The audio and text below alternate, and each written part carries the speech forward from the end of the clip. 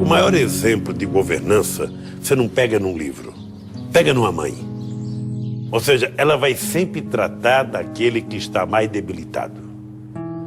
Ela vai sempre. Se tiver que dar um pedacinho de carne a mais, ela vai dar porque está mais debilitado.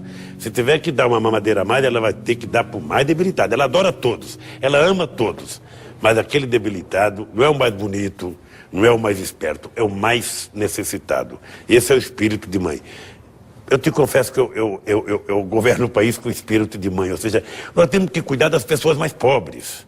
O rico não precisa do Estado.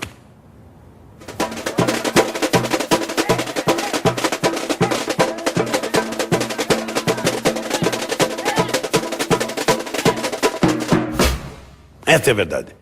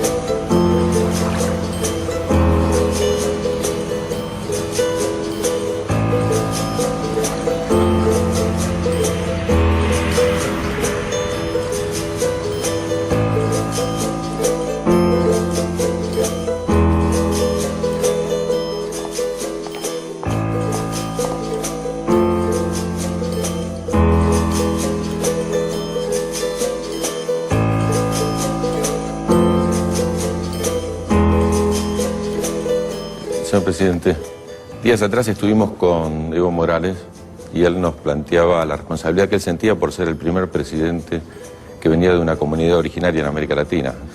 La pregunta es, ¿hay alguna responsabilidad especial por ser obrero? ¿Hay ser presidente, habiendo tenido la trayectoria que usted tiene algún signo particular para América Latina?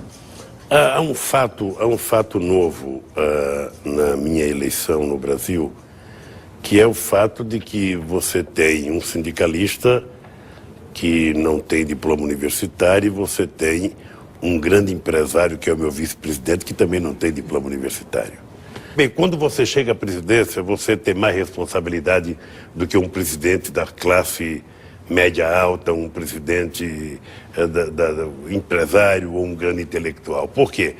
Porque a minha eleição, ela venceu muitos preconceitos, depois a administração enfrentou muitos preconceitos, e você tem que todo dia estar provando que você é capaz. Ou seja, todo dia. E eu digo sempre o seguinte, um presidente de uma classe mais alta, quando ele perde as eleições, ele deixa o mandato, ele passa um ano em Nova York, ele passa um ano em Londres, ele passa 2 anos em Paris, sabe?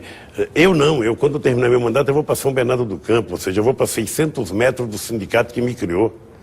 Ou seja, então eu tenho que fazer as coisas certas. Todo santo dia eu levanto com a obrigatoriedade de fazer as coisas corretamente. Ou seja, porque se eu frustrar a população, nós poderemos levar mais 30 ou 40 anos para levantar a cabeça, ou até um século. Então, eu acho que a responsabilidade minha, de um Evo Morales, é muito maior do que a responsabilidade de alguém que faz parte de uma classe social que habitualmente governa o país.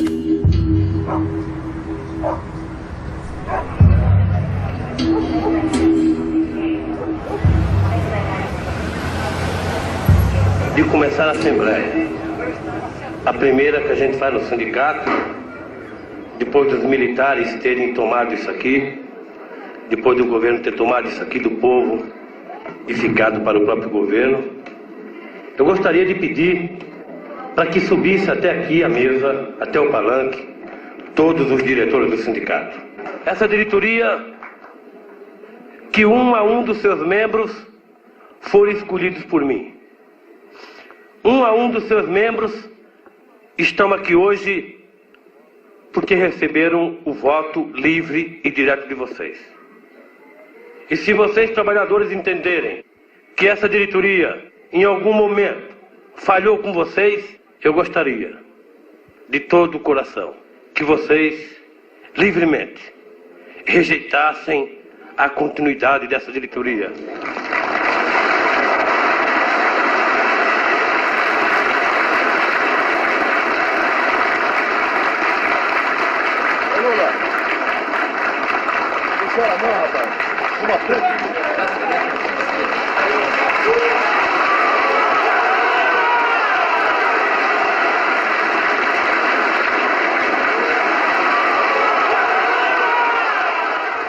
Deixa eu lhe dizer uma coisa com muito carinho.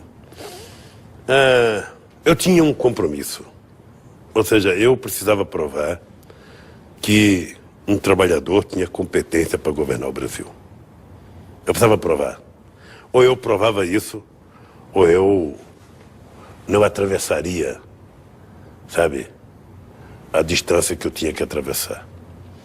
E eu assumi alguns compromissos de, embora sendo o presidente de todos, era preciso que você fizesse como uma mãe faz. Nós temos um problema na América Latina que nos últimos 30 anos houve um processo de desagregação da estrutura familiar. Ou seja, a miséria que leva à bebida, que leva ao desemprego, que leva à separação de casal, que leva à violência dentro de casa, que faz as crianças perderem referência. Esse é um problema muito sério que nós vivemos nos dias de hoje, sobretudo nos bairros periféricos das grandes capitais. Mas eu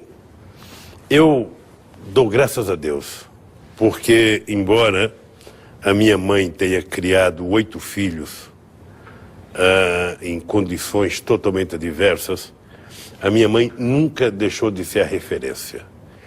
E essa mulher, que era analfabeta, ela conseguiu criar uma família de 8 irmãos, 5 homens e 3 mulheres, sabe, numa harmonia total e absoluta. Nós nunca brigamos entre nós, os nossos irmãos, sabe, e todos trabalhando, todos constituíram família, sabe, e ninguém virou ladrão, ninguém virou bandido, ninguém, sabe, ou seja, todos viraram cidadãos brasileiros. Nós tínhamos um quarto e cozinha, onde dormia minha família, mais 3 primos.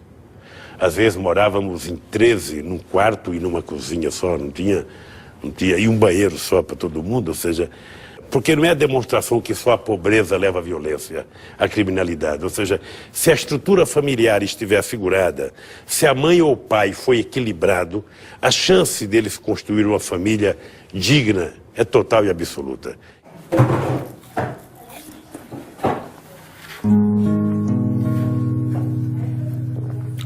Sabe tudo por conta da reportagem. Ela nunca chamou Lula, ela só chamava Luiz. Qualquer coisa que ele era traquindo. Luiz, vem-te embora pra cá. Essa aqui que ele só fala nessa mãe dela. Toda mãe já é boa, né? Ela foi quem substituiu pai e mãe e tudo, né?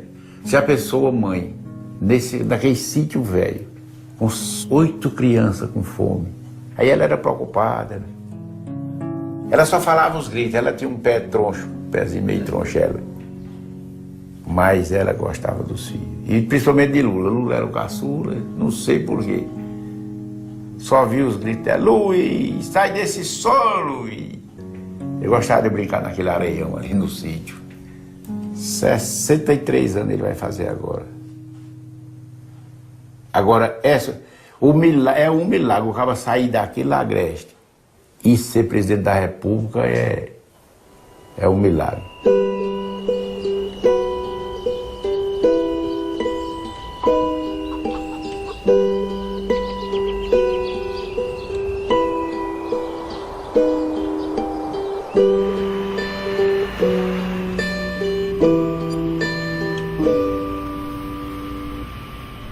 Meu pai era pai de 26 filhos, de 2 mulheres, e morreu como indigente, porque nenhum filho estava próximo dele, porque meu pai meu pai era muito bravo, muito mal, muito... Hoje eu consigo perdoar ele, mas ele era muito... Não foi o pai que as crianças têm que ter, não.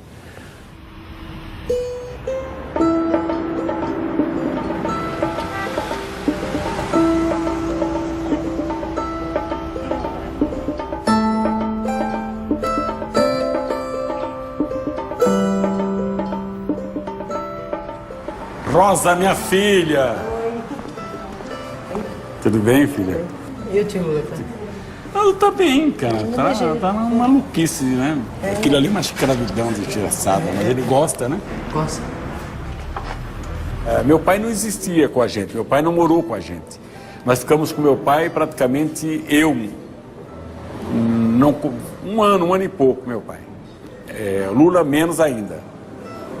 Lula não teve vida com o pai. Os irmãos trabalhavam e a minha mãe administrava isso. Agora, os irmãos começavam também a querer cuidar da vida. Então não era fácil você ter... Todo mundo não dava o que tinha em casa. Ganhava, alguns não dava tudo, dava alguma coisa, ajudava e tal. Então aí já passamos a ter alguma coisa, foi melhorando logicamente a alimentação, roupa. Roupa era relativa também, não tinha quase. Era o essencial. Eu já tive muita diversidade na vida, muita. Eu sempre tive, eu tive toda a oportunidade do mundo para ser um cara mal-humorado. Meus assessores acham que eu sou mal-humorado. Um cara de mal com a vida, e eu não sou de mal com a vida. Eu não sou.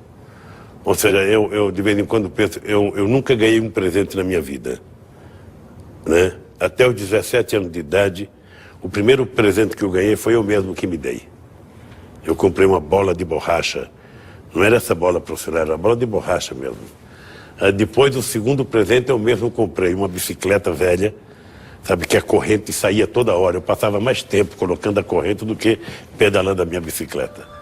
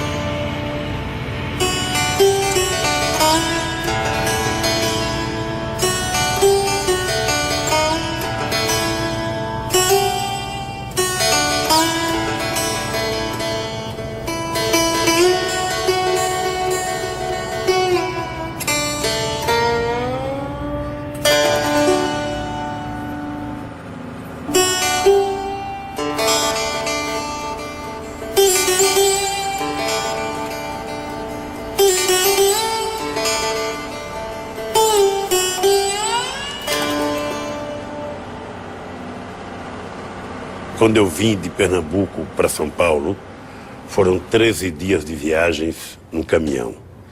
E ¿Cómo era el camión? ¿Eh? ¿El camión cómo era? Era Um pau de arara, era um caminhão que não tinha banco, era uma tábua colocada, atravessada no caminhão, você vinha sentado, sabe?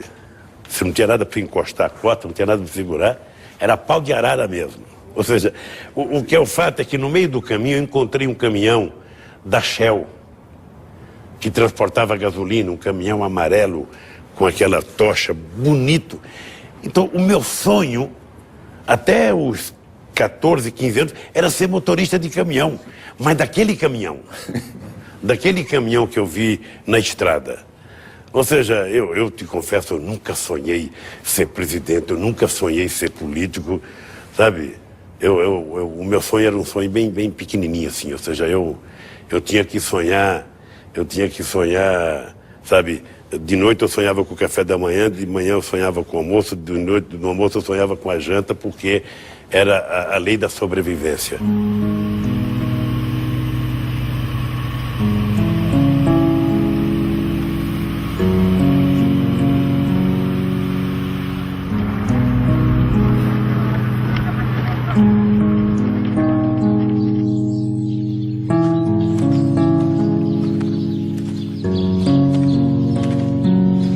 Daqui é o seguinte, minha tia saiu daqui em 52, num pau de arara, com 8 filhos. Nascido que ia daqui a 1 quilômetro de distância. Então esperaram aqui 3 dias aqui. O pau de arara atrasou, que desmantelou, deu lá um problema. Então saíram até hoje. E estão lá. E a vida dele pra gente é um orgulho hoje, né? Eu sempre já disse na vitória dele que a gente foi em Brasília, eu disse, se existisse um milagre, ele estava cansando um milagre. E eu estou dizendo a mesma coisa.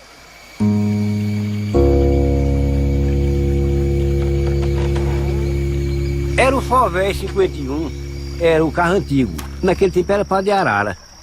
Ele pegava 80, 100 passageiros. Era assim nesse estilo, mas hoje está um carro moderno, né? Naquela época era um carro velho. Daqui para São Paulo eles gastaram 19 dias para chegar lá. Naquela época, quando saiu uma pessoa para São Paulo, era mesmo que a pessoa quando morria, o povo chorava. Porque era mesmo que morrer mesmo, né?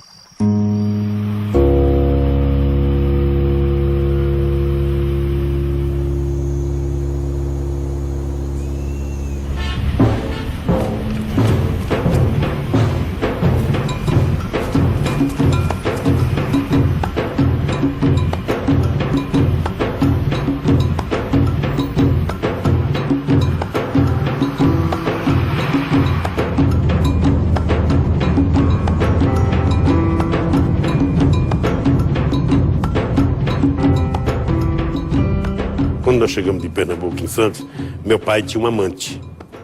Minha mãe não sabia. Era prima da minha mãe, que tinha fugido de Pernambuco quando meu pai veio para cá em 1945, quando meu pai foi para São Paulo. E a minha mãe, de repente, chega no armazém, está meu pai lá, minha mãe chega com 8 filhos, meu pai não sabia que a gente ia chegar, tomou um susto, sabe? Mandou minha mãe para casa de um parente dele, de um compadre dele, e aí nós descobrimos que ele tinha uma outra mulher que tinha 4 filhos já. Né? Mesmo nesse instante, minha mãe não teve raiva. Minha mãe foi, depois ele mandou a outra mulher para outra casa, trouxe a minha mãe para a casa principal, aí nós ficamos morando. Um ano depois, minha mãe separou. Ela separou do meu pai e foi embora de casa sem ter emprego, nenhum de meus irmãos trabalhava, e ela fez uma aventura. Ela foi embora de casa, depois saiu de Santos, foi para São Paulo arrumar emprego com meus irmãos. A gente foi morar nos fundos de um bar. O banheiro era da nossa família e do bar. Então os bêbados iam no bar e vomitavam e faziam um monte de coisa. Era aquele banheiro que a gente tinha que utilizar. E também a coragem da minha mãe, né? Porque tem mulher que se submete ao homem porque ela não tem emprego, ela depende do salário do marido. Sabe? A maioria das mulheres se submetem por conta disso, sobretudo na parte mais pobre da população. Sabe? E a minha mãe não se submeteu. A minha mãe tomou atitude, separou, porque a mãe, quando ela assume, sabe, de fato e de direito, a responsabilidade, ela tem mais competência do que qualquer homem para dirigir uma família. E a minha mãe é esse exemplo, por isso ela é minha referência.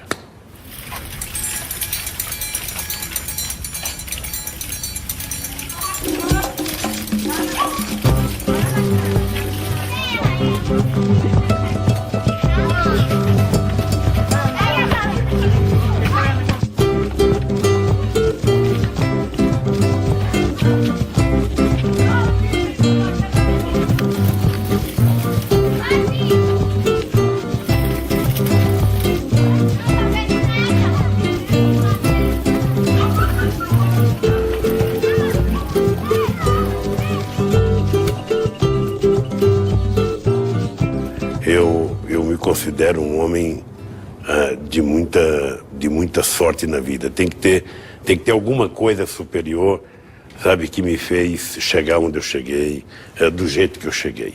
Ou seja, isso não é um passe de mágica, nem é pela minha inteligência, sabe?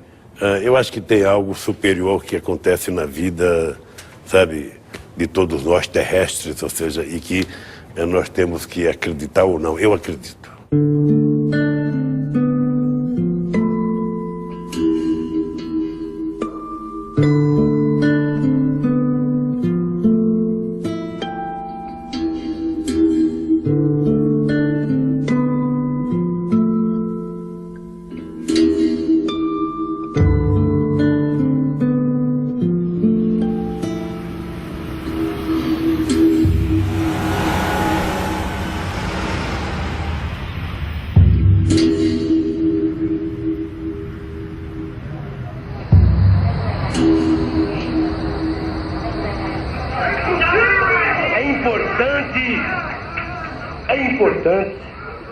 E eu disse para vocês, e foi feito num boletim do sindicato, de que a greve é um estágio de consciência.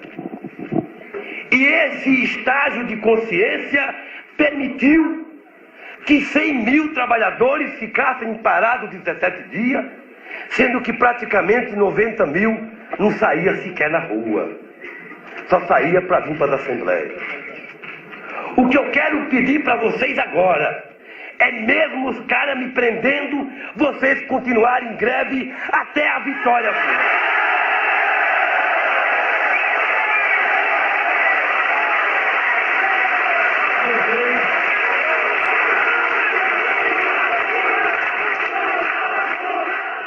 O meu mundo se resumia ao movimento sindical, às lutas operárias.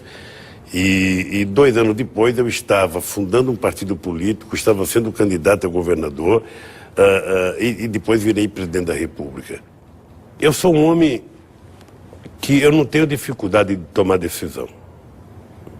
Eu não tenho dificuldade. Ou seja, eu apenas gosto de ouvir sempre mais uma pessoa. Ou seja, eu às vezes vejo um ministro meu, um assessor meu, me convence de uma coisa, mas eu sempre preciso de uma segunda opinião, de uma terceira opinião, de uma quarta opinião. Se eu puder convocar o movimento social para falar, eu convoco. Porque eu acho que quanto mais gente a gente ouve, sabe, mais fácil fica a gente tomar decisão. Eu já fiz no meu governo mais de 57 conferências nacionais. Conferência de homossexuais, conferência de deficiente físico, conferência de negro, conferência de índio, conferência de saúde, conferência de mulher, conferência que você possa imaginar. A última agora vai ser da comunicação. Tem uma briga enorme entre os donos da comunicação e a sociedade embaixo, que quer fazer uma conferência séria para determinar um padrão de comunicação no Brasil. Sabe? Tudo isso debatendo livremente com a sociedade. Ou seja, a ideia básica é dizer o seguinte: olha, o Brasil é de vocês. Eu sou o síndico do Brasil. Eu sou apenas o síndico. Os moradores são vocês. Então, por favor, ajude a decidir as coisas que nós precisamos fazer. Porque se eles ajudarem, a hora que eu sair, tem gente para continuar brigando para manter. Se eu não chamar as pessoas para participar, quando eu sair, acabou. Então essa é uma crença que eu tenho, essa é uma convicção que eu tenho. Ou seja, na dúvida, é melhor ouvir o povo.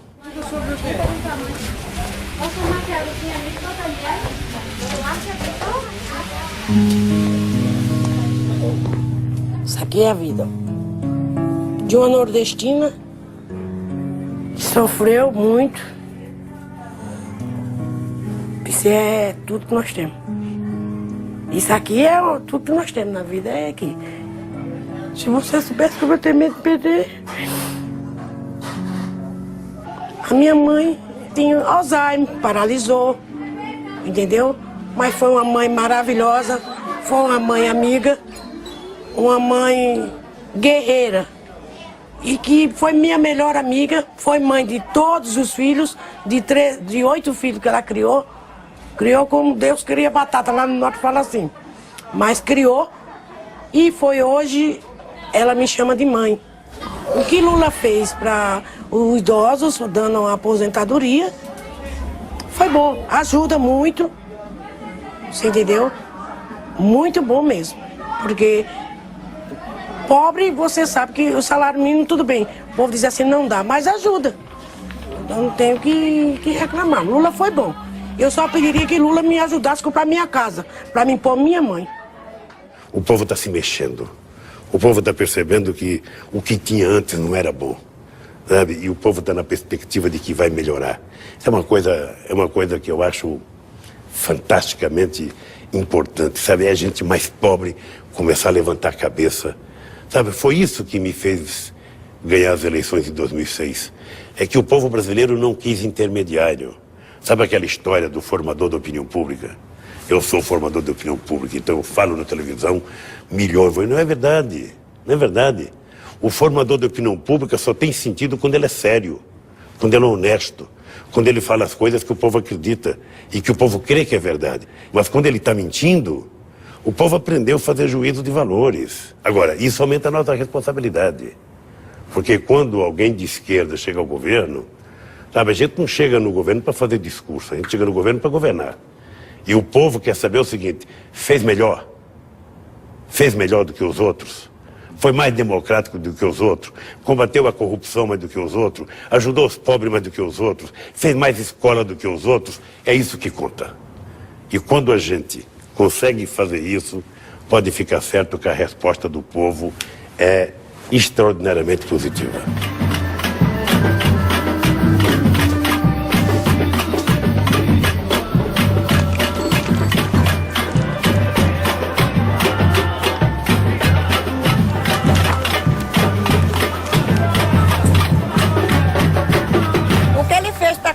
A gente aqui em Olinda, que ele veio várias vezes para Pernambuco, certo? E instalou o petróleo, vai ser instalado aqui de Pernambuco também, né? E a gente também tem casa popular, que a gente pensava que nunca ia sair essas casas populares de Olinda. E nós temos casa em Olinda, em Recife. Então a gente tem que agradecer ao nosso presidente, Lula. A gente nunca teve um presidente que valorizasse a gente tanto como Lula.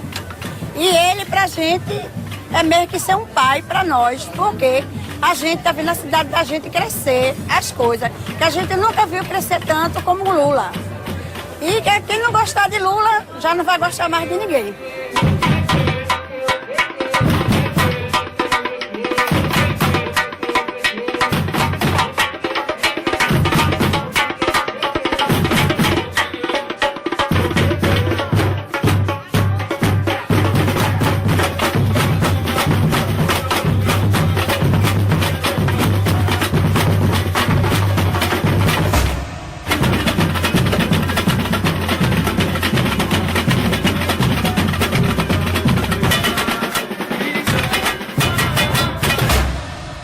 Eu tenho a convicção de que nós estamos fazendo uma baita de uma revolução no Brasil.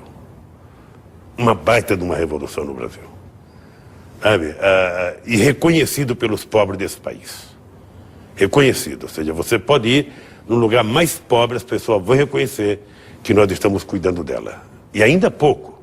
Precisamos fazer muito mais.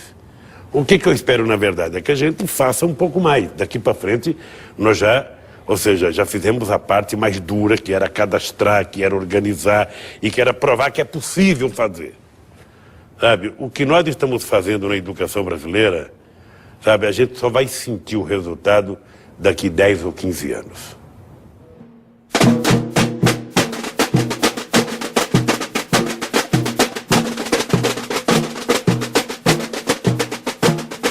A música é alegria, tem que tirar o fogo, tem que dar risada, brincar. Aí eu fico vendo esses governos, não faz nada por nós, as favelas, em todos os países, sempre essa sem vergonha, não ensina as crianças direito.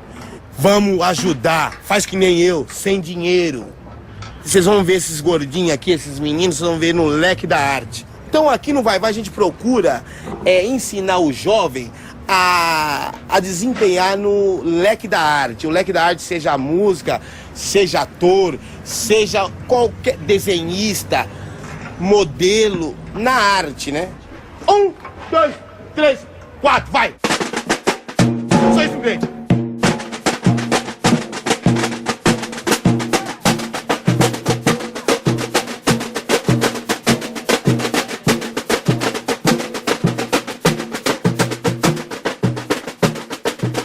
Nós estamos fazendo 214 escolas técnicas profissionais. Em 100 anos fizeram 140, nós em 8 anos vamos fazer 214. Nós estamos fazendo 12 universidades novas. Estou fazendo uma universidade afrodescendente, lá no Ceará, metade de aluno africano, metade de aluno brasileiro. Estamos fazendo 105 extensões universitárias. Ou seja, 105, levando extensões universitárias, campus avançados para todo o interior do país. O ProUni é a maior revolução educacional nesse país. São, na verdade, 545 mil alunos, pobres da periferia, 40% negros, se formando doutor. Isso é uma coisa Isso é uma coisa que não dá para mensurar com dinheiro. Não é isso, você mensura com a autoestima das pessoas.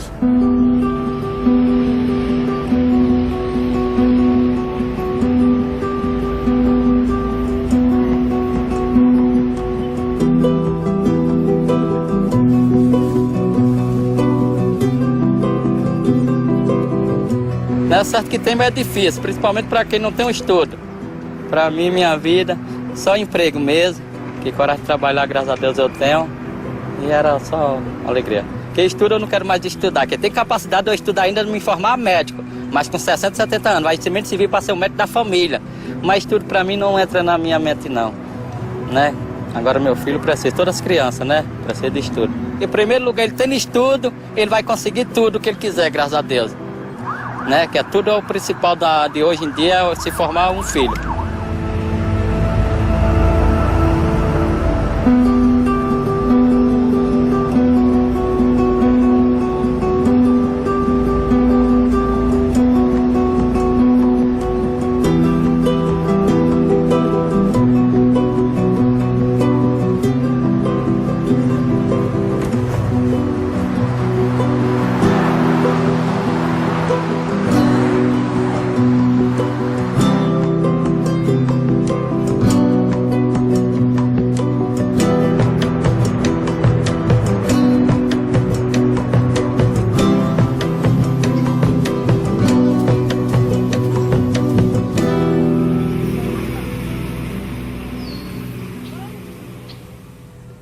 Você sabe que é muito difícil governar um país como o Brasil. Sabe, uma elite muito conservadora, sabe, com muito preconceito, sabe, e vencer tudo isso era preciso costurar, sabe, aliança política, montar maioria aqui, maioria ali. Eu tenho uma crítica, porque tem muita gente que fica jogando a miséria. Ah, porque o imperialismo é americano, porque o imperialismo, nós somos pobres por causa do imperialismo. As pessoas nunca percebem que o imperialismo americano só teve influência nefasta em alguns países porque a sua elite era nefasta. Ou seja, se as pessoas fossem honestas e dignas e tivessem uma elite ali brigando pela soberania, não tinha golpe, não tinha acontecido o Zelaya agora em Honduras, não tinha acontecido golpe na Argentina, no Brasil, no Paraguai, no Uruguai, sabe? Não tinha acontecido. É que a nossa elite, sabe, ela contribuiu para isso. Companheiros, todos nós sabemos por que estamos em greve. Só não sabem o governo e só não querem saber os nossos empresários. Todos nós sabemos que no mundo inteiro nunca os trabalhadores conseguiram ganhar nada sem que houvesse luta, sem que houvesse perseverança, sem que houvesse disposição de brigar até o fim. E tem que ser lançado um desafio aqui aos empresários nacionais.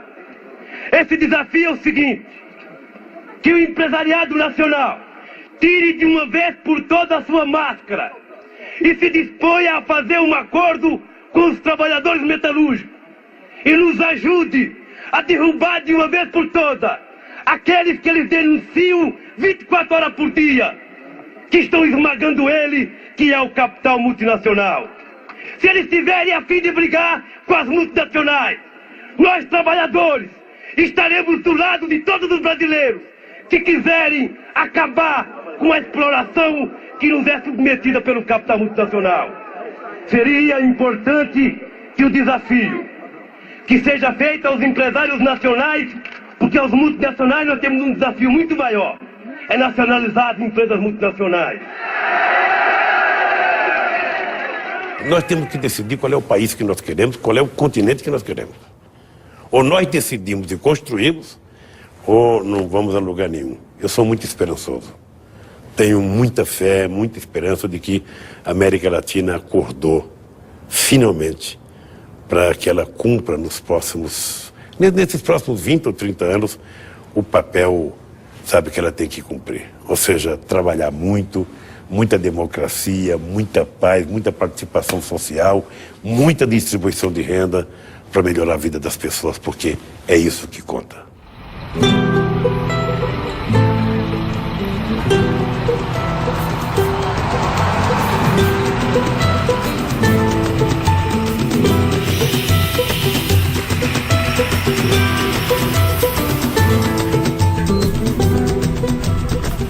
Trabalho tem, mas ainda falta mais ainda. Tem gente que ainda está sem trabalho. Para a pessoa de cor é mais difícil do que para a pessoa clara. Por quê? Esse é um fator já que tem há muito tempo, né? Precisa, para a pessoa de cor conseguir um trabalho melhor, ele precisa ter bastante qualificação, senão não consegue.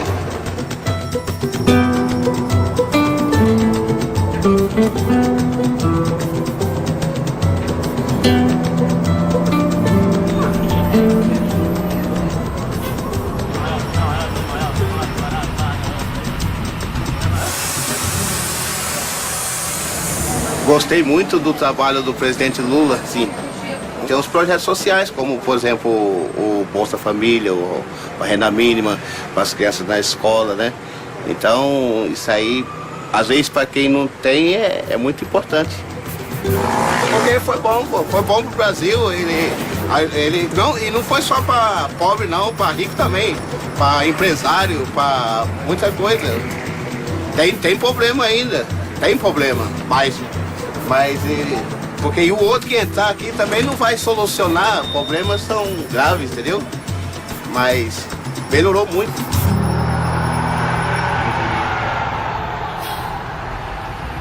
Ninguém pode ganhar dinheiro se não produzir um resultado, uma coisa material. Ninguém pode. Eu não posso te vender um papel que você vende para ele, que vende para ele, que vende para ele. Ou seja, 50 pessoas ganhando a troco de um papel que só produziu uma peça. Não é possível. Eu acho que essa crise é uma crise que ela explodiu em 2008, mas ela é uma crise que vem sendo acumulada pela especulação de todos os níveis que aconteceram no sistema financeiro internacional. Muitas vezes a irresponsabilidade de governantes que preferem fazer as políticas fáceis do que fazer as coisas que têm que ser feitas, a regulagem do sistema financeiro, o fim dos paraísos fiscais. Sabe, eu vivi os anos 80, os anos 90, em que o Deus mercado podia tudo, o Deus mercado iria resolver o problema da educação, o Deus mercado iria resolver o problema do emprego, o Deus mercado iria resolver o problema do desenvolvimento do país, e o Deus mercado faliu. Porque na hora que precisou dele, ele não sabia o que fazer. E aí foi o Estado fracassado que teve que entrar para salvar a economia. Então eu acho que os países ricos têm essa responsabilidade, sabe, muito mais do que nós. Ou seja, porque também, se o Estado não vale nada, para que governante? Se o mercado vai cuidar da educação, vai cuidar do transporte, vai cuidar da saúde, vai cuidar da previdência, vai cuidar para que governante? Não é isso? Então, eu acho que essa crise também chama atenção para o Estado voltar a ter um papel importante. Eu não quero um Estado gerenciador. Eu não tenho vocação para o Estado empresarial. Eu tenho vocação para o Estado indutor e controlador. Fiscalizador. Por exemplo, sabe, o Estado tem que fiscalizar, sabe, o sistema financeiro. O Estado precisa trabalhar para fazer distribuição de renda. É porque essas coisas, se o Estado não fizer, ninguém vai fazer. Esse Lula significa muito, não para mim só, né? Para muita gente, para uma nação, né? O Lula, não dá para falar, porque é um cara que a gente viveu, quer dizer, e de repente vira presidente da República. Você viu crescer, é complicado, né? Da origem que nós tivemos, de onde a gente veio, nasceu, veio para... É difícil você achar, Lula chega a presidente da República. A ficha ainda não caiu. Doutora Nébia, essa conhece muito a vida do Lula, viu, filha? Tudo bom? Como é que vai? Nossa Senhora, que alegria de ver você, viu? Prazer nosso, tá, Nébia. Entendeu? Doutora Nébia, tudo bem, filha? Desde a época. Tá bem? Tudo bem? Desde 64 que eu conheço isso aqui. Ela me conheceu antes do Lula, depois do Lula veio pra cá. Exato. Ela é dentista do sindicato desde 64. Esse aqui é amigo, minha pessoa firme. Aí, viu? Nós somos amigos. Amigo a Nébia uma vez foi me arrancar um dente. com a estrutura dela, ela não conseguia arrancar o dente. Menor, era mais magra. E ela é mais magrinha ainda. Aí ela não conseguia arrancar o dente grudado. Aí ela chamou o doutor Mário, né? Mário. É um prazer em vê-la, né, Bia? Obrigada, viu? Puta merda. Quando eu passei, eu digo, não vou deixar de cumprimentar de jeito nenhum. Nem lembrei que você estava aqui. Será dado, viu? Tá? Boa sorte, viu, filha? Obrigada, viu? Eu me considero um homem de esquerda. Nunca gostei de me rotular, nunca gostei de colocar na testa, eu sou isso, eu sou aquilo, sabe? Sou de esquerda, tenho convicções, tenho princípios, sei de onde eu vim, sei para onde eu vou, sabe? Isso para mim é a coisa que eu tenho mais clareza. Eu sei de onde eu vim, eu sei qual é a minha origem, sei quem são meus amigos verdadeiros, sei quem são meus amigos ocasionais, sei quem são os oportunistas e sei pros braços de quem que eu vou votar. Sabe, eu vou votar da onde eu vim. Isso eu não tenho dúvida, isso é lacrado na minha cabeça.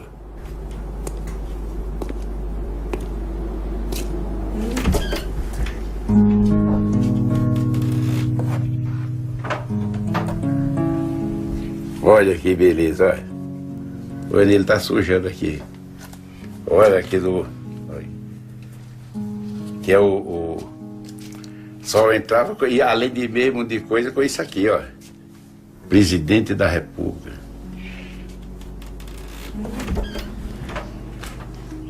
Rapaz, eu vou dizer uma coisa, eu vou mandar uma... Você já pensou?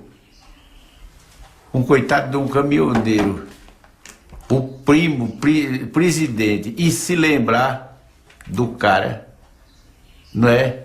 Não, porque muito... Tem cara que compra um caminhão mais novo. Eu tenho primo que comprou um caminhão mais novo, ele já quer ficar orgulhoso.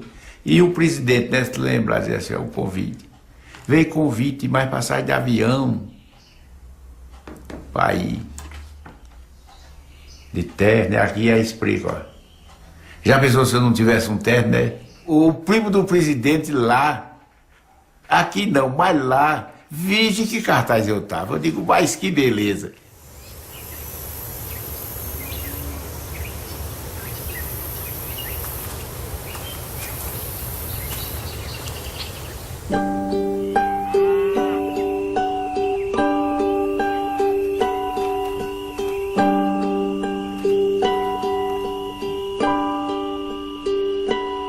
Lula até hoje não deu nada, mas deu a população brasileira a todo mundo, né? Porque a gente não precisa de ajuda dele. E daqui vivo não tem inveja de ninguém rico no mundo.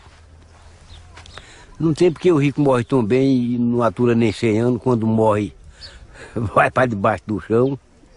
Então não tem inveja de nada bom no mundo.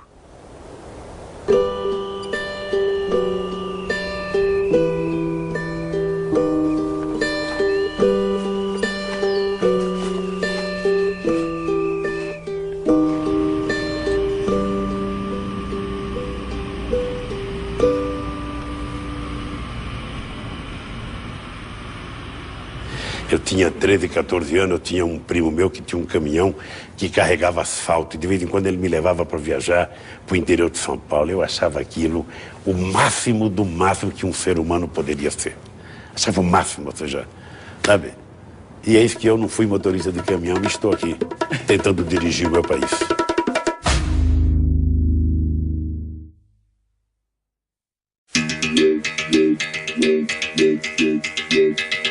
Quem entra numa luta corre o risco de sair arranhado.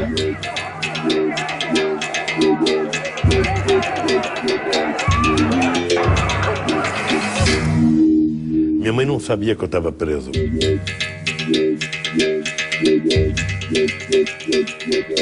Eu perdi as eleições em novembro e em janeiro eu começava a viajar ao Brasil. Para quê? Para levantar a moral da minha tropa.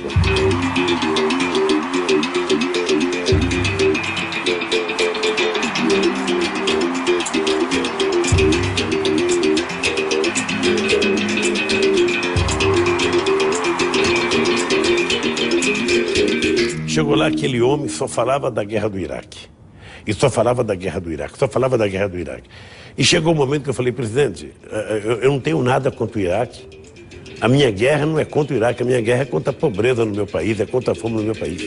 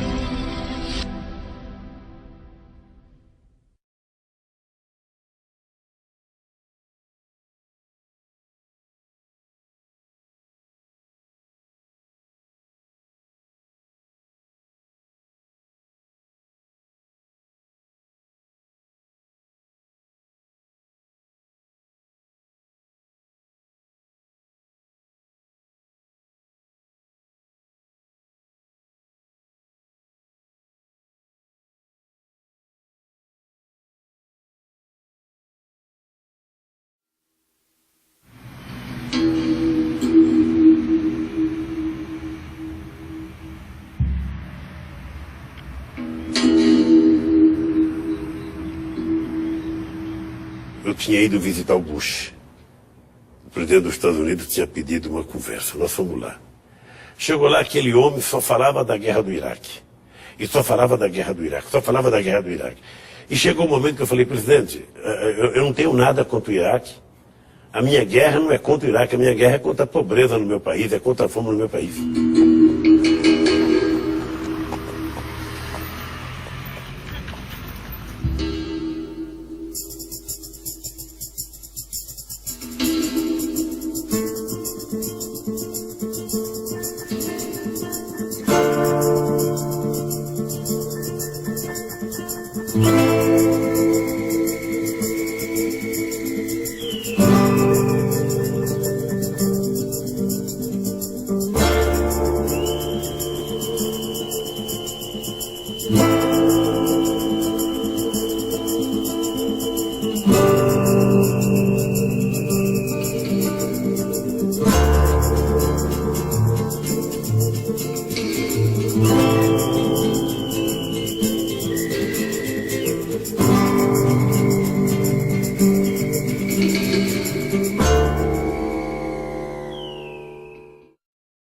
A única coisa que aprendi a fazer na minha vida foi ser torneiro mecânico e estou tentando aprender a ser um bom dirigente sindical.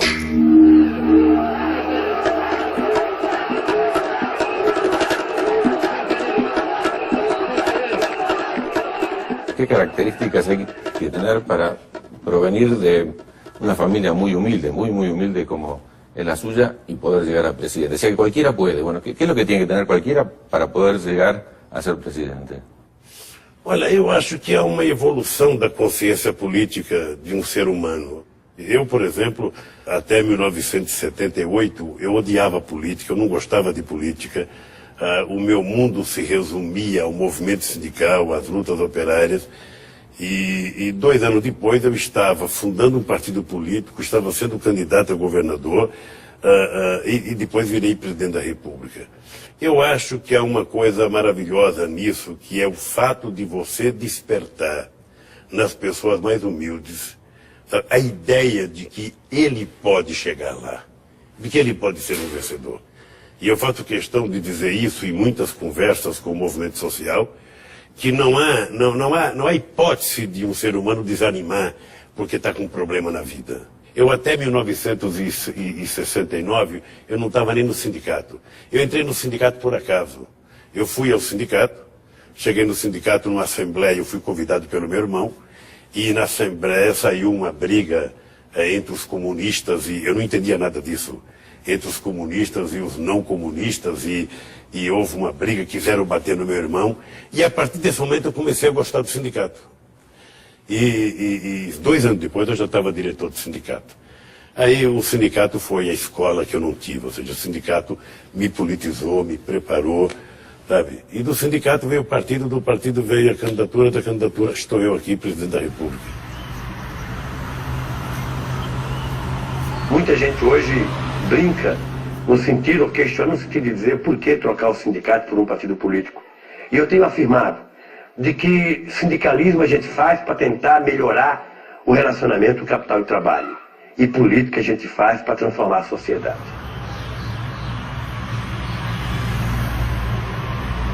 Se eu fosse mentor político, ele teria entrado no Partido Comunista Brasileiro.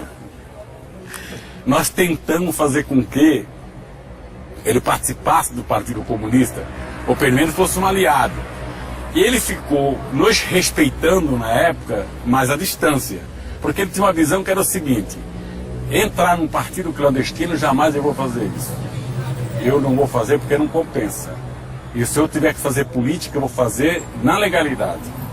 E aí que eu não quero fazer nada escondido. Que nem vocês ficam se reunindo clandestinamente. Isso eu não quero, cara. Eu vou fazer abertamente, eu quero fazer abertamente. E é isso que ele fez.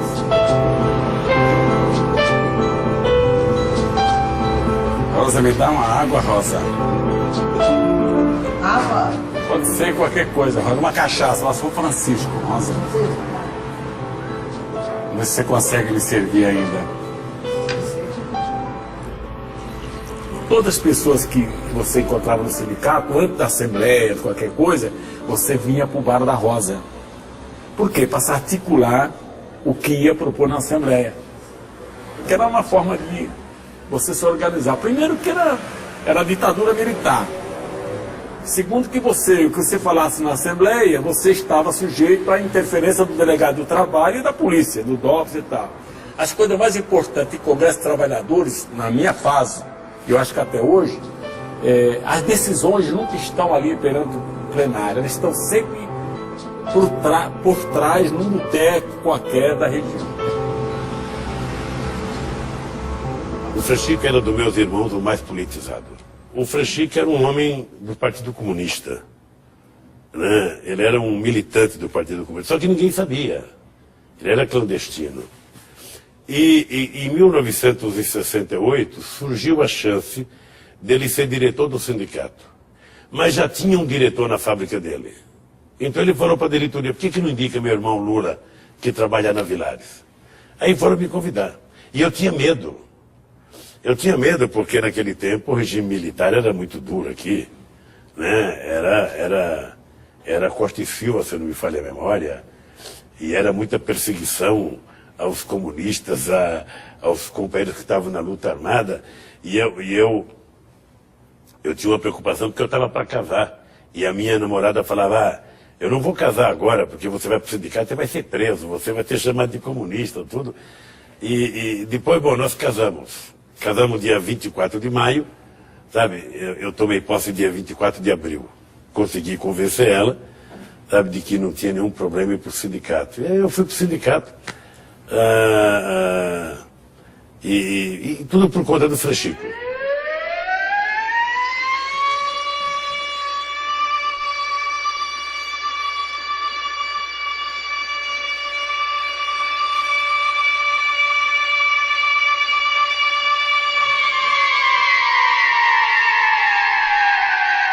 E é engraçado porque o Frei Chico era vice-presidente do Sindicato de São Caetano. E eu era presidente do Sindicato São Bernardo do Campo. Então eu brigava muito com o Frei Chico porque ele me chamava para reuniões clandestinas. E eu falava: Frei Chico, eu não vou em reunião clandestina. Porque o que você diz na reunião clandestina eu digo na porta de fábrica. E ele, como era mais politizado do que eu, ele ficava muito nervoso e muito preocupado com os discursos que nós fazíamos na porta de fábrica. Nós éramos radicais. Nós fazíamos discurso que muita gente que estava formado ideologicamente não fazia de medo. Sabe?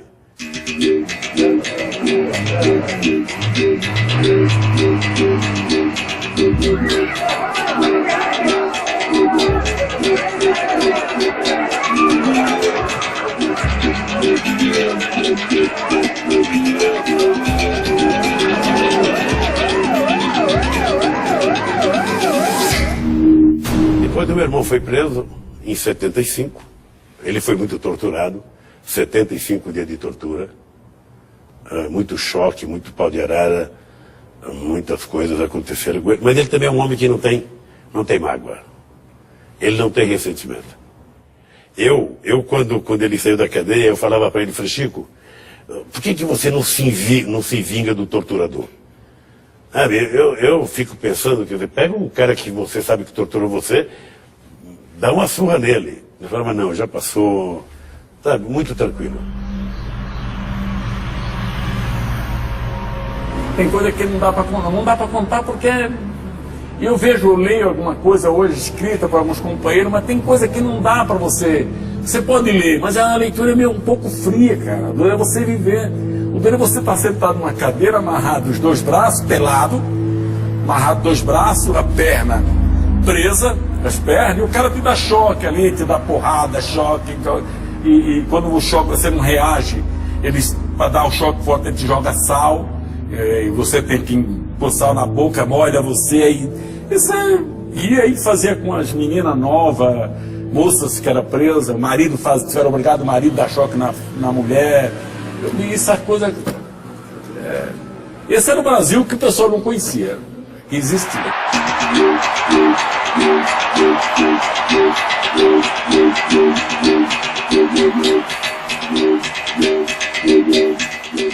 Cuando falleció su madre, ¿usted estaba detenido? ¿Estaba en ese momento preso?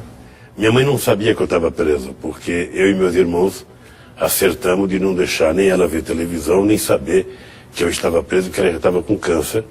Ela foi internada, e aí eu fui visitar ela 2 vezes, eu estava preso.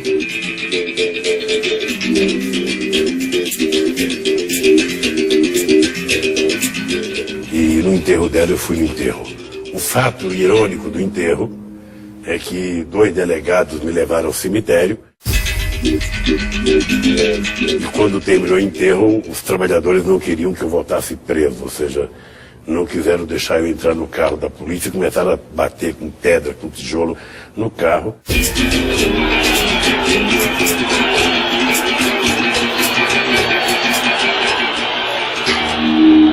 E aí eu tive que convencer os trabalhadores que eu tinha que entrar no carro, sabe, para voltar a ser preso, porque tinha mais 13 companheiros presos, então eu também não queria praticar nenhum ato E a prisão estava tranquila porque tinha muita gente do lado de fora prestando solidariedade, exigindo, e eu sabia que era apenas a questão de dias ou mais dias. Mas aí a coitadinha morreu e sem saber que eu estava preso.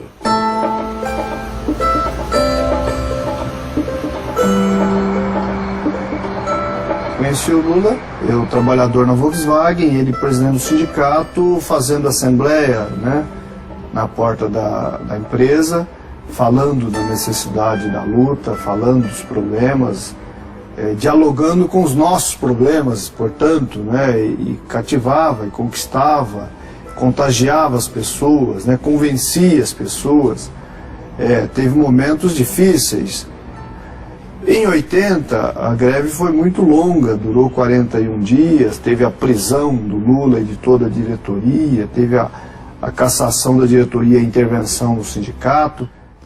Essa é a experiência do contato com Lula inicialmente, um contato, uma impressão de quem contagia as pessoas e mostra o caminho.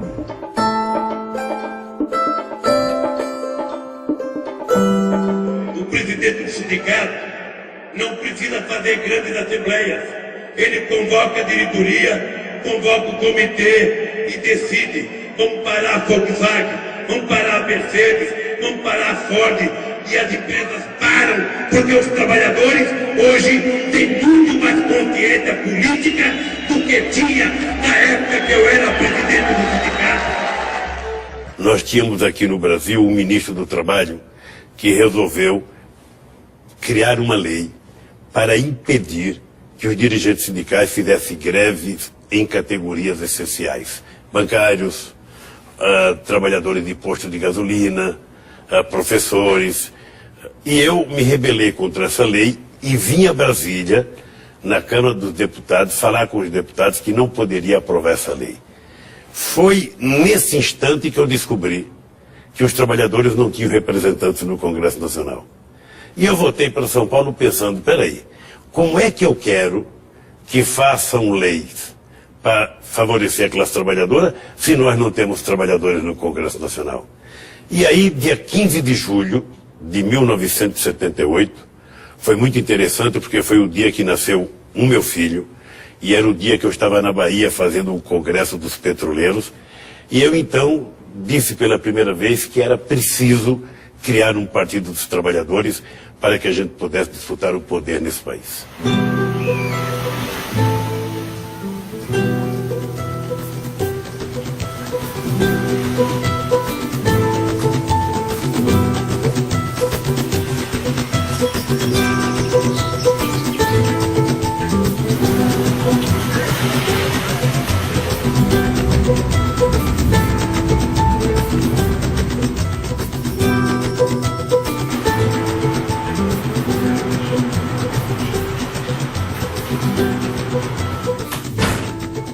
Esse aqui é o arquivo, é o coração do partido. A gente construiu o partido, era na busca de recurso, era se levantando 4 horas da manhã, era indo para as portas de fábrica, era indo para as greves, era na porrada mesmo. Diga-se de passagem que eu votei nele para deputado federal contra a vontade do meu ex-marido. Ele nem sabe, ele queria que eu votasse em Maluf, e eu votei no presidente Lula naquele tempo. Ele tinha um pôster desse tamanho de Maluf, bem na porta da minha casa. Eu não vou votar nesse cabra safado que chama o meu presidente de sapo barbudo. Eu vou votar no Lula. E eu votei no Lula. E dali em diante, pronto, eu fui tomando gosto pelos princípios dele, pelas coisas que ele passava. E foi tudo muito... Foi acontecendo.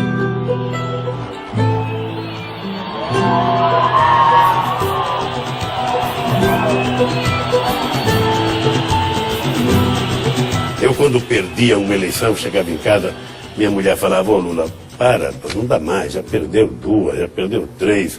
Os companheiros do PT ficavam dizendo: será que o Lula quer outra vez? Não sei das quantas, será que não seria melhor outro? Sabe, chegava na época da eleição, eu perdi as eleições em novembro, e em janeiro eu começava a viajar ao Brasil. Para quê? Para levantar a moral da minha tropa. Ou seja, estava todo mundo cabisbaixo, todo mundo triste porque tinha perdido. Eu já começava a viajar o Brasil inteiro para levantar a cabeça que nós íamos vencer. Ou seja, nós temos que ser perseverantes, nós temos que lutar, acreditar. E no meu caso eu perdi 3 eleições, eu poderia ter desistido, ou seja, e eis que pela perseverança eu consegui chegar lá.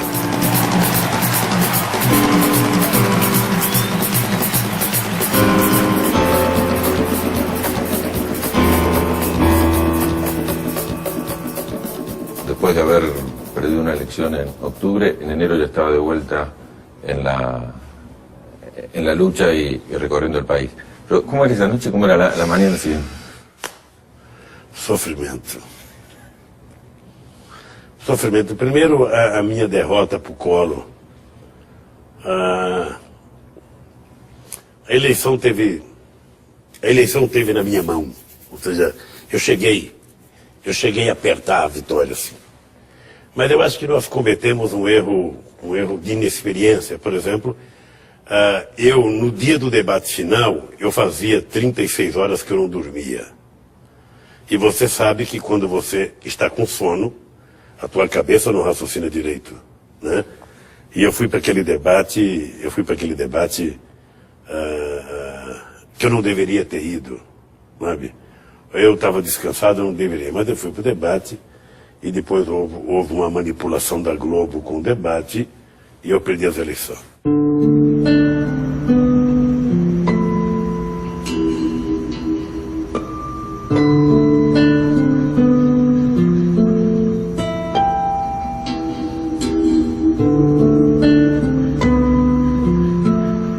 Você quer saber o que eu penso hoje?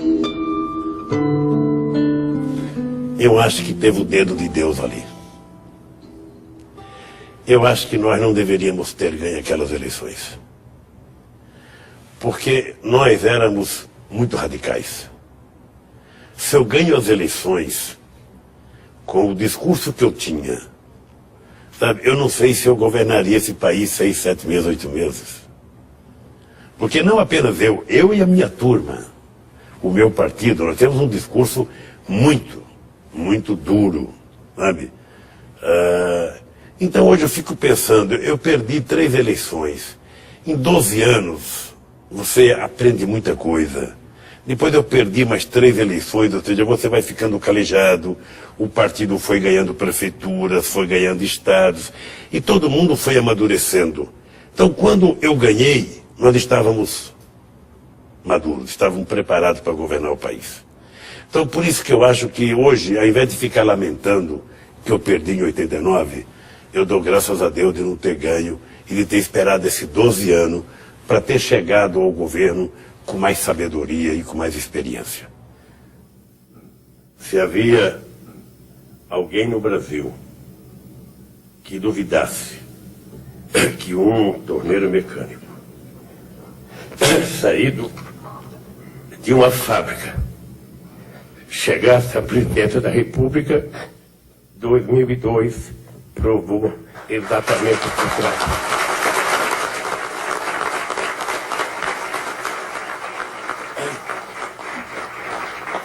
E eu, que durante tantas vezes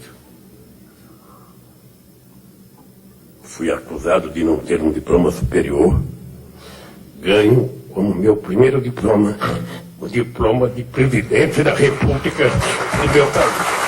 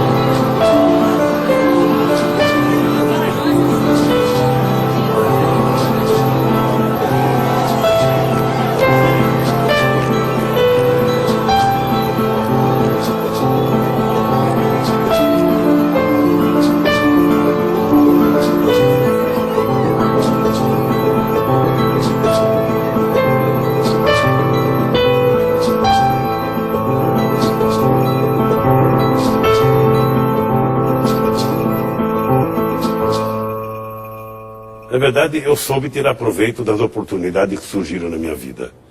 Então, eu dou graças a Deus da minha mãe ter vindo para São Paulo. Eu dou graças a Deus, sabe, de eu ter aprendido uma profissão.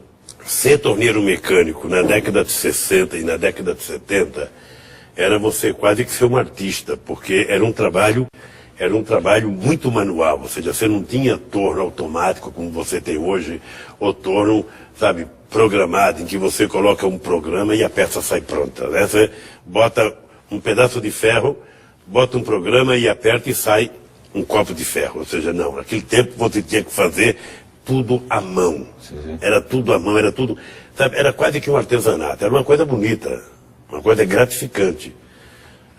Bom, e a profissão, obviamente, que ela me fez saltar de ganhar um salário mínimo para ganhar 10 salários mínimos, ou seja, então minha vida mudou substancialmente. Eu, como torneiro mecânico, eu tinha carro. Eu, como torneiro mecânico, levava a minha mulher para almoçar em restaurante pelo menos 2 vezes por mês. Agora deve ter caído muito, porque agora virou muito operador de máquina. Naquele tempo não, naquele tempo um ferramenteiro, um mandrilhador, um fresador, sabe, um torneiro mecânico era coisa boa, ajustador. Eu acho que a gente ganhava até mais do que médico naquela época, sabe, era uma profissão muito importante. E obviamente que graças a eu ter me formado torneiro mecânico que eu estou aqui hoje, senão eu não sei o que seria do meu futuro.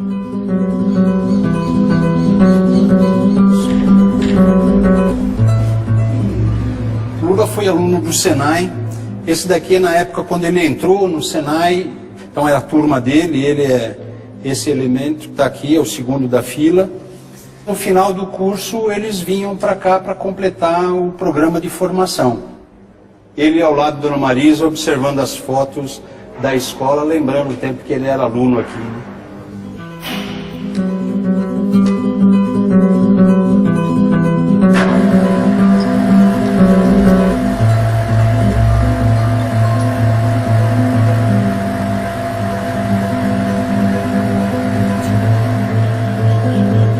Quando, em 1961, eu fui para o Senai, já foi para minha mãe a glória máxima. Ou seja, eu era o filho caçula, o mais novo dela, que ia ter o direito de aprender uma profissão. Então eu fui, dos meus 8 irmãos, eu fui o primeiro a ter uma profissão. Eu fui o primeiro a ter uma casa, eu fui o primeiro a ter uma televisão, eu fui o primeiro a ter um carro. Aí depois eu passei a ganhar um pouco mais, porque eu era um profissional. Aí fui para o sindicato virei presidente do partido virei presidente da República. Então eu não imagino como é que a minha mãe, ela que tinha um orgulho muito grande de eu ter entrado no Senai, né? Eu fico imaginando se ela estivesse viva para ver o caçula dela ter chegado à presidência da República, eu acho que seria o máximo. Mas como eu acredito em outra vida, e eu acho que ela está vendo isso.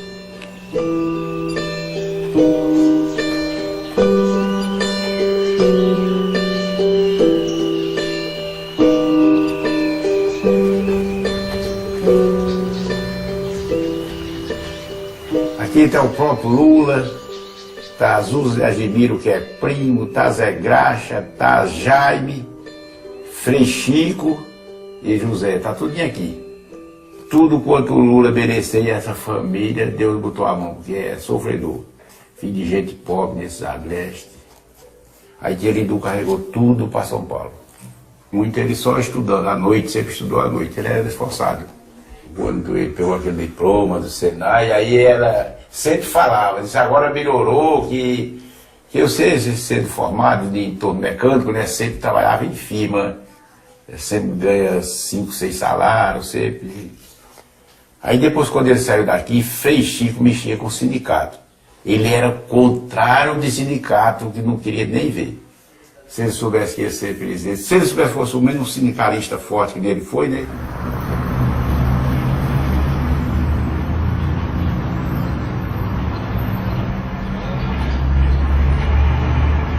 Habiendo colocado desde el inicio del gobierno el tema de la igualdad, el tema del hambre, el tema de tener un país mucho más justo, ¿cómo se podría definir el modelo brasileño hoy? Eu tomei posse dia 1º de janeiro. No dia 10 de dezembro, eu tinha ido visitar o Bush. O presidente dos Estados Unidos tinha pedido uma conversa. Nós fomos lá. Chegou lá, aquele homem só falava da guerra do Iraque. E só falava da guerra do Iraque, só falava da guerra do Iraque. E chegou o momento que eu falei, presidente, eu não tenho nada contra o Iraque. A minha guerra não é contra o Iraque, a minha guerra é contra a pobreza no meu país, é contra a fome no meu país. Sabe, porque ele estava quase que querendo que o Brasil participasse da guerra do Iraque. O que o Brasil tinha com o Iraque? Pois bem, e nós sabíamos que não tinha armas químicas no Iraque, porque o presidente da comissão era um brasileiro, que hoje é embaixador em Londres.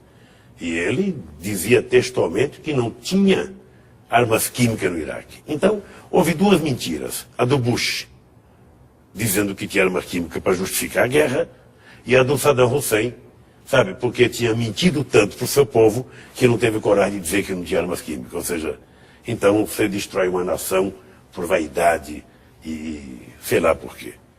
Num país do tamanho do Brasil, iniciar qualquer campanha de coleta de alimento é uma verdadeira operação de guerra e deve ser feita com muito cuidado e planejamento para que todo esse enorme esforço atinja plenamente os seus objetivos. Nossa guerra não é para matar ninguém, é simplesmente para salvar vidas.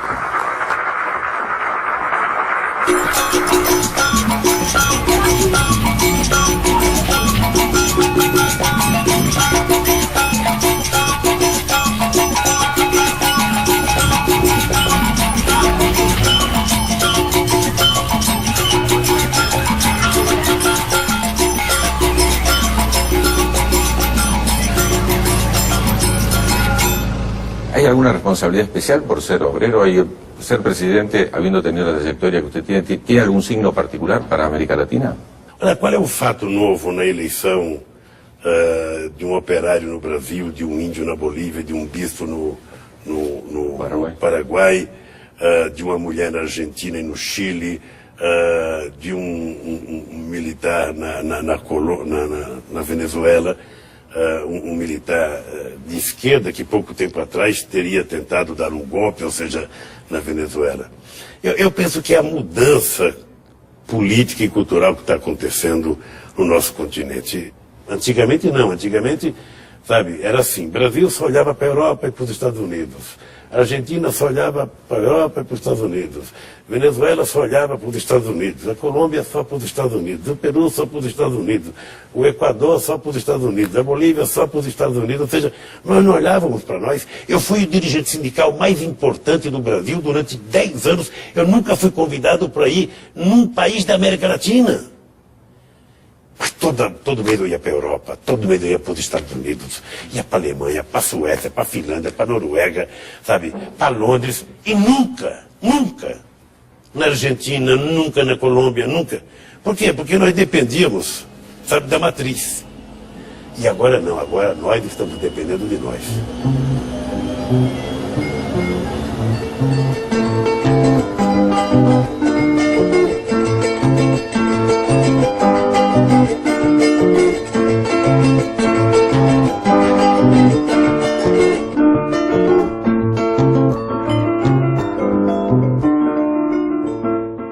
Primeiro nós tínhamos que acabar com a ALCA. Ou seja, a ALCA era uma peça de ficção dos Estados Unidos para o Brasil, né? Porque que era o país industrializado. E eu achava que se vocês não fizerem como a Europa fez com Espanha e com Portugal, sabe, não tem nenhuma chance. Então não existe esse negócio de ALCA. Bom, acabamos com a ALCA. Depois, nós temos que mudar a geografia política e comercial do mundo. A gente não pode ficar do jeito que está. Então nós temos que nos voltar para a América do Sul no primeiro momento. Ou seja, eram etapas. Primeiro Mercosul, América do Sul, América Latina, África, Ásia e mundo árabe. Nós temos que priorizar esses países nas nossas relações. Então nós precisaríamos procurar os iguais. O que Brasil e Argentina têm de similaridade entre si? O que Brasil, Uruguai, Brasil, Paraguai, Brasil... Ou seja, descobrir as oportunidades de negócio entre nós. Ou seja, nós poderemos nos ajudar muito mais. Eu sou um homem que acredito muito nessa integração. América Latina, e África.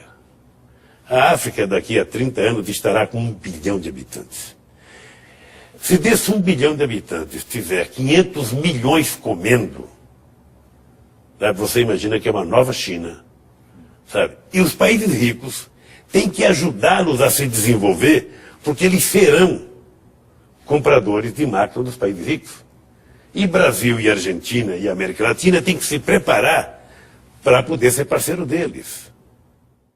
Companheiro Evo, companheiro Líbio, companheiro Lugo, companheiro Venecian, companheiro Chaves, Tabaré, Alan Garcia, Michele. Eu, quando comecei a presidência, dizia que o Mercosul não valia nada. No meu país, a guerra que nós enfrentamos era para que a gente apoiasse, sabe, a ALCA, que era a salvação da humanidade. O México que o diga, com a crise econômica, o que o NAFTA afetou o México. E eu tenho certeza que em quase todos os países não faltaram manchetes para dizer que a Unasul era um fracasso, que a Unasul não resolveria nada, que a Unasul era um bando de gente que não se gostava ou que não se compreendiu. E nós estamos sobrevivendo.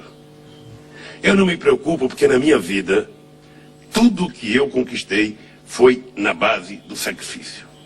Nunca alguém deu nada de graça e não vão dar para a Unasul. Não vão dar. O que eu tenho consciência é que a Unasul, no século XXI, ela pode fazer uma mudança radical do que aconteceu no século XX, descolonizar a mente intelectual de boa parte da nossa elite e começar a acreditar de que a solução dos nossos problemas está em nós e não está fora do nosso continente.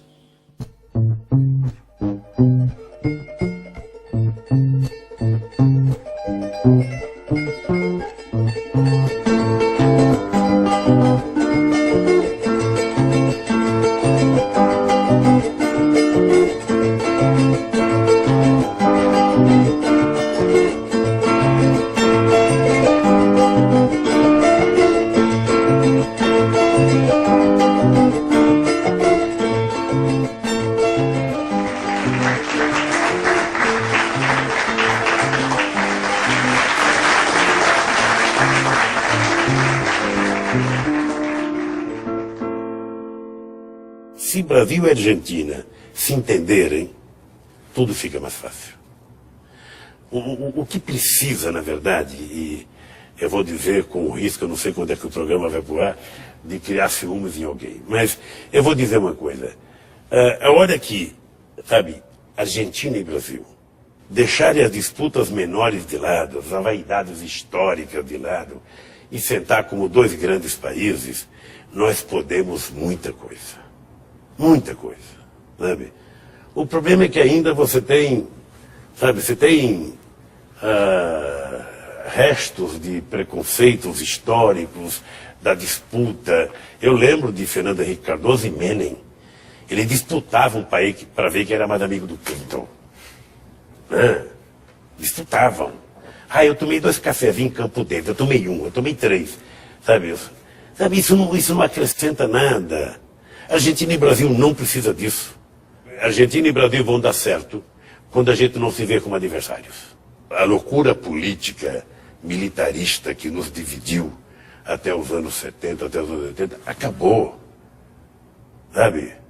Não tem que ter fronteira, sabe, proibitiva, não. Você tem que, sabe, nós temos que nos sentir, sabe, como irmãos sobre qualquer coisa. Será mais fácil para todos nós.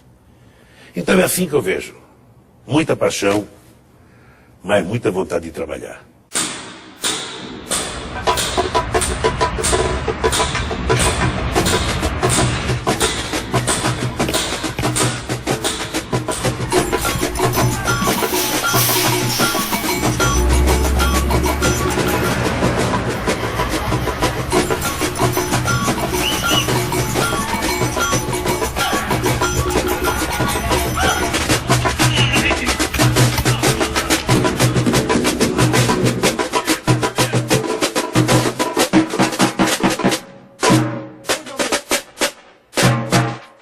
para que a integração seja consolidada, nós temos que não apenas termos confiança entre nós, mas nós precisamos, sobretudo, de ter instituições que garantam as decisões democráticas.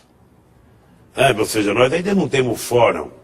Qualquer demanda que tem aqui, sabe, o nosso pessoal corre para a corte de Haia. Eu acho um absurdo que a gente não discuta uma corte nossa. Nós já propusemos o Conselho de Defesa, o Conselho de Combate ao Narcotráfico. Nós temos que ir criando mecanismos, sabe, para não ficar dependendo de mecanismo do norte.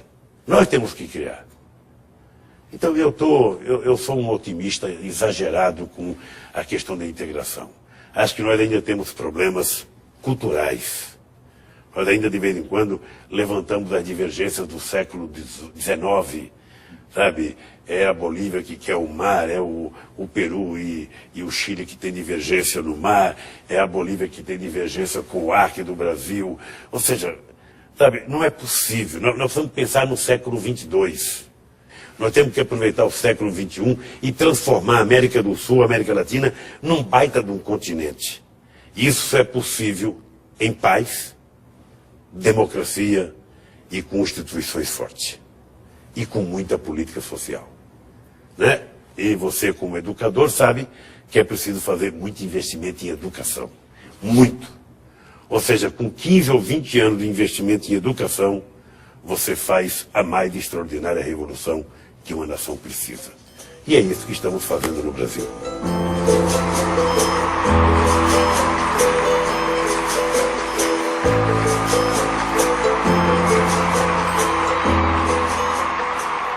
Eu acho que Lula será lembrado pela sua ousadia de compromisso com o povo.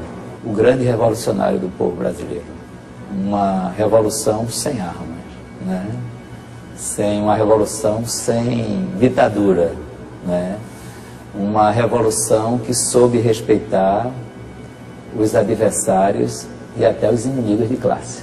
Então isso, na verdade, são gestos que marcam definitivamente a história do político Luiz Inácio Lula da Silva. 2010 va a haber elecciones y vamos a empezar el año 2011 y Lula no será presidente de Brasil. ¿Cómo se imagina el 1º de enero del 2011? Eu ando com uma tristeza, porque vai ser, desde que nós conquistamos o direito de ter eleições para presidente, é a primeira vez que eu não concorro. Então eu penso que os eleitores vão sentir um pouco de falta, porque 89, 94, 98, 2002, 2006, o meu nome estava na cédula. Vai ser a primeira vez que não vai estar. Eu me preparo muito para o dia 2 de janeiro de 2011. Acordar, não ter ninguém para eu xingar, não ter ninguém para eu pedir para telefonar para mim, sabe? Mas deve ser um martírio. Deve ser um martírio. Bem, mas eu estou tranquilo de que eu vou levar uma vida muito tranquila, porque eu não quero dar palpite, não quero, sabe? Eu acho que eu não tenho direito, sabe, de ficar dando palpite em quem ganhar as eleições. Eu terminei o meu mandato, sabe? Quem vai governar é outra pessoa e ele tem que ter liberdade para fazer o que ele entender que seja melhor. A vida do Lula, para algumas pessoas desinformadas, acham que a vida dele é só passeio e tal, não sei o que lá. Mentira. Ele não tem vida. A vida dele nos últimos 35, 40 anos, foi dedicada à luta.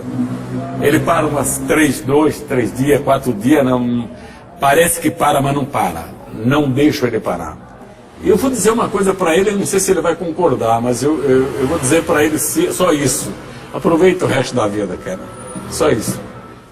Eu acho que eu já cumpri com a minha tarefa. Sabe, já estou com 63 anos de idade. Vou terminar o mandato com 65 anos de idade. Já está na hora de baixar um pouco a temperatura.